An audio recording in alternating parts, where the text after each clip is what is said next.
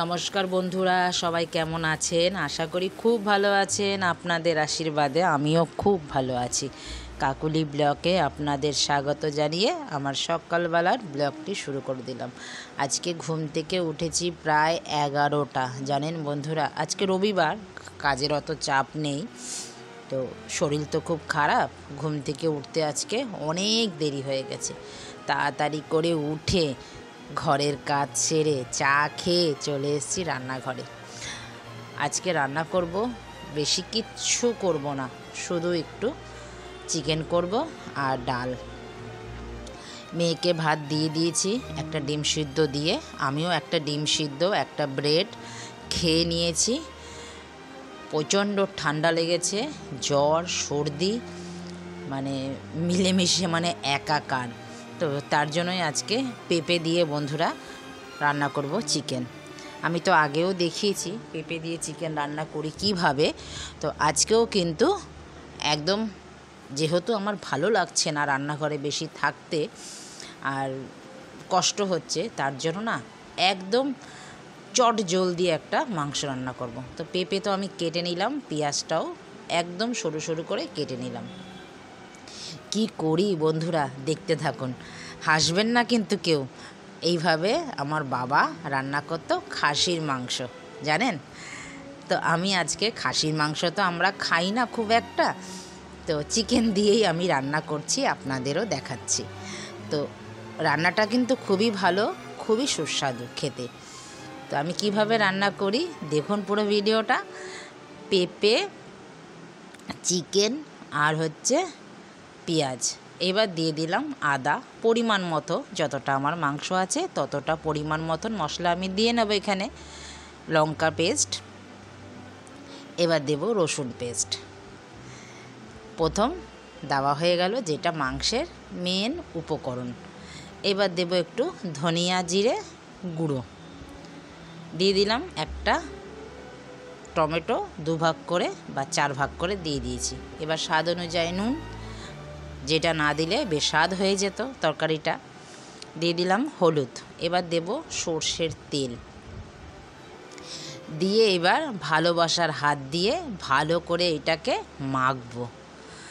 এটা হাত দিয়েই মাখতে হবে, আর খেতে কিন্তু খুবই সুস্বাদু হবে। আপনারা এইভাবে একবার বানিয়ে খাবেন, আর খুব তাড়াতাড়ি রান্নাটাও হয়ে যায়।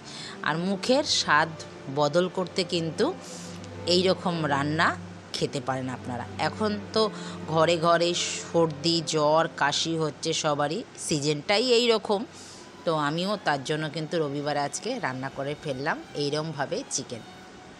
চলুন মেখে আগে ভালো করে এটাকে রেখে দিই, এটা 1 থেকে 1.5 ঘন্টা থাকুক। মেয়েরও আজকে ড্রয়িং পরীক্ষা আছে, 2টো থেকে 3টে থেকে পরীক্ষা, 2টোর মধ্যে ওর বাবা এসে নিয়ে যাবে। তো আমি আগে মেয়েটাকে খাইয়ে মেয়েটাকে রেডি করিয়ে দিই, পরে এসে আবার কাজগুলো করব। আমি আজকে আর যাব না বন্ধুরা, শরীরটা খুবই খারাপ, তার জন্য আজকে যাব না। অনেকটাই দূর, সেই জগবন্ধু স্কুলে, সেই গড়িয়াহাট ছাড়িয়ে আটো ফান রোডে, তার জন্য যাব না। একটু আমাদের বাড়ি থেকে একটু জায়গা, ওই জন্য ওর বাবাই নিয়ে যাবে। তো চলুন এবার বাকি কাজ করে। এবার ওর মেয়ে চলে গেছে, ঘর পুরো ফাঁকা, ওর বাবা নিয়ে চলে গেছে। এবার আসবে কটার সময় জানি না, ওর বাবা আবার যখন আসবে তখন আমি বুঝতে পারবো কখন দিয়ে চলে আসবে আপনাদের দাদা, পরে আবার নিয়ে আসবে গিয়ে। আমি কড়াইতে দিয়ে দিলাম তেল। তেল দেওয়ার পরে একটু গোটা গরম মশলা তেজপাতা দিয়ে দিলাম। দেওয়ার পরে এবার ভালো করে নেড়ে ঢেকে দেব। এটা খুব একটা নাড়তেও লাগে না, ঘন ঘন দেখতেও লাগে না। এবার চলুন বাকি কাজগুলো তো বাকি আছে, এবার ঢাকা থাকুক। কালকে রাত্রে এই চিরুনিগুলো প্রচণ্ড ময়লা হয়েছে, কত দিন ধরে ভাবছি ধোবো ধোবো, ধোয়া আর হয় না। কালকে রাত্রেবেলা একটু ভিজিয়ে রেখেছিলাম গরম জল আর একটু সার্ফ দিয়ে, তো সব চিরুনিগুলো দিয়ে দিই। সব ব্যাগে ব্যাগে থাকে, তো তার জন্য না মানে সময় করে মনে থাকে না যে এটা ধুতে হবে, কিন্তু এখন আর না ধুলে দেখছি হবেই না। তো চলুন চিরুনিগুলো ধুয়ে নিই। দেখুন এইভাবে চিরুনি ধুলে পরে কিন্তু খুব খুব পরিষ্কার হয়ে যায়, আলাদা করে কিচ্ছু লাগে না। দুটো তিনটে চিরুনি একবারে ভিজিয়ে রেখে দিলে একটা চিরুনি দিয়ে আরেকটা চিরুনিকে ঘষলে পরেই সব ময়লা উঠে যায়।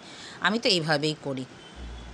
চিরুনিগুলো আমার সব পরিষ্কার হয়ে গেছে, দেখুন একদম পরিষ্কার, একটা ময়লা এর মধ্যে থাকে না, জানেন তো। আমার কিন্তু ধোয়া হয়ে গেছে।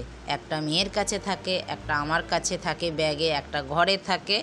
তো এই করতে করতে 2-3টে চিরুনি কিন্তু প্রত্যেকের ঘরেই আশা করি থাকে। তো একবারে ভিজিয়ে এরমভাবে ধুয়ে নেবেন, দেখবেন খুব পরিষ্কার হয়। আমি তো পরিষ্কার করে নিলাম। এবার চলুন, ধোয়াও আমার হয়ে গেছে। এবার একটু শুকিয়ে নিই, ছড়িয়ে রাখলেই এটা একদম শুকিয়ে যাবে। এবার চললো, যতদিন আবার ময়লা না হয় ততদিন আবার ধোবো না। তো চলুন, এবার এটা তো কাজ হয়ে গেল, একটা বড় কাজ কিন্তু মিটলো। এই চিরুনি ধোয়াটা রোজই ভাবি ধোবো, কিন্তু ধোয়া আর হচ্ছিল না। তো কালকে রাতে না ভিজিয়েই রেখেছিলাম, ওই জন্য যে ধোবো, ভিজিয়ে রাখলে পরে ধোয়া হয়ে যায়, না হলে তো আর ধোয়া হয় না। সব কিছু হয়ে গেল আমার। এইবার আবারও চলে এসেছি চিকেনটাকে নাড়তে। চিকেনটা নাড়ার পরে দেখুন এই রকম অবস্থায় চিকেনটা ঠিক আসবে, দেখেছেন একদম কষা কষা, আর খেতেও কিন্তু খুব সুস্বাদু। আর মাংস কিন্তু ভালোভাবে নুন, হলুদ, তেল, মশলা সব মাংসের মধ্যে কিন্তু ঢুকেছে। নাড়তে নাড়তে দেখুন একদম তেল কিন্তু ছেড়ে গেছে একদম। এইবার দেব একটু গরম জল। যেহেতু আমরা দুপুরবেলা এটা খাবো, একটু জল না দিলে তো খাওয়া যাবে না। দিয়ে দিলাম একটুখানি গরম জল। একটু ঝোল হলে, আপনাদের দাদা আর আমার মেয়ে একটু ঝোল খেতেই ভালোবাসে। আমার আবার ঝোল একদম ভালো লাগে না, একদম কষা কষা মাংস কিন্তু খেতে খুব ভালো লাগে। আর পেঁপে দিয়েছি, আর আমার মেয়ে পেঁপে দিলে পরে এই রকম ঝোল হলে খুব ভালো খায়। পেঁপে দিয়ে ঝোল দিয়ে মেখে দেব, তো খেয়ে নেবে বেশ সুন্দর করে। পেঁপে খাওয়ানোর আমার এইটা হচ্ছে পদ্ধতি আমার মেয়েকে। এমনি দিলে তো খাবে না, এরকম ডিমে, এরকম মাংসে করে করে আমি দেই, এরকম ও খেয়ে নেয়। আর শুক্তো করলে খেতে চায় না, মোটেও খায় না। তো যেইভাবে খায় মেয়ে সেইভাবেই রান্না করলাম। তো চলুন এবার আবারও ঢেকে দিই। আবারও ঢেকে দিয়ে নামানোর সময় একটুখানি আবারও গরম মশলা দিয়ে নামিয়ে নেব। গ্যাসটা এখন বন্ধ করে দেব। একদম হয়ে গেছে দেখুন, একদম। এবার রান্না করব চিংড়ি মাছ। আজকে যেহেতু রবিবার, প্রত্যেক রবিবারে অনেক স্পেশাল জিনিস আমি রান্না করি বন্ধুরা, আপনাদের তো দেখিয়েছি। আজকে তো ভালো লাগছে না, আজকে সব শর্টকাটে রান্না করছি।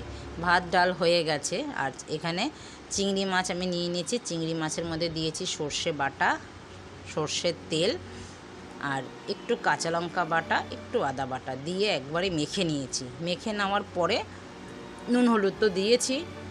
কড়াই যখন গরম হয়ে গেছে, কড়াই গরম হওয়ার পরে তেল দিয়ে একটু কালো জিরে দিয়ে দিয়েছি। দিয়ে মাছগুলো দিয়ে দিলাম, দিয়ে একটু নেড়ে দিলাম। নেড়ে দিয়ে 2-4টে কাঁচা লঙ্কা ফাটিয়ে দিয়ে দেবো। ওই ভাপা হয় না সেরকম টাইপের, মানে সেইভাবে আর ভাপাটা বানালাম না। এইভাবে খেতেও কিন্তু খুব ভালো লাগে। আর চিংড়ি মাছ যেইভাবেই রান্না করবেন বন্ধুরা, সেইভাবেই খেতে ভালো লাগে। এবার ঢেকে দেব, একদম হয়ে যাবে। 10 থেকে 15 মিনিটের মধ্যে এই চিংড়ি মাছ ভাপা কিন্তু রেডি হয়ে যায়।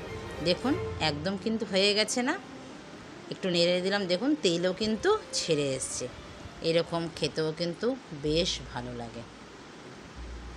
তো আমার চিংড়ি মাছও কিন্তু হয়ে গেছে। তো মেয়েও আসেনি, দাদা কিন্তু চলে এসছে। মেয়েকে দিয়ে ওর ছুটি হবে বলল 5:30, তো 6টা তো বেজেই যাবে আস্তে আস্তে। দাদাকে খাবার দিয়ে দিয়েছি, দাদা আবার মেয়েকে আনতে যাবে 5:30টায়। তো দেখুন দাদা মেয়েকে নিয়ে এসে, মেয়ে কি নিয়ে এসছে বাবার থেকে বায়না করে, মোমো, গন্ধরাজ momo, vegetable chop, fish fry এসব নিয়েছে। এবার সব সাজিয়ে দিচ্ছে। আমিও আর ভাত খাইনি, আমার ভাত খেতে একদম ইচ্ছা করছে না। দাদাও অল্প ভাত খেয়েছে।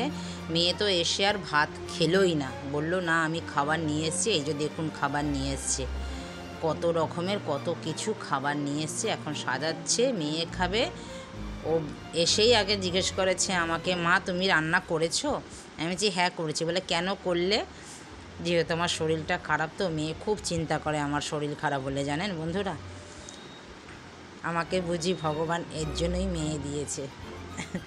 তো চলুন এখন আমরা খাওয়া দাওয়া করি। এখন প্রায় 7:30 বেজে গেছে। তো বন্ধুরা ভিডিওটা আমি এখানেই রাখছি, দেখা হচ্ছে পরবর্তী ব্লকে। ততক্ষণে সবাই ভালো থাকবেন, সুস্থ থাকবেন। আর চ্যানেলটিকে যদি ভালো লেগে থাকে সাবস্ক্রাইব করে রাখবেন, পাশে থাকা বেল আইকনটি প্রেস করে রাখবেন। নমস্কার, টাটা।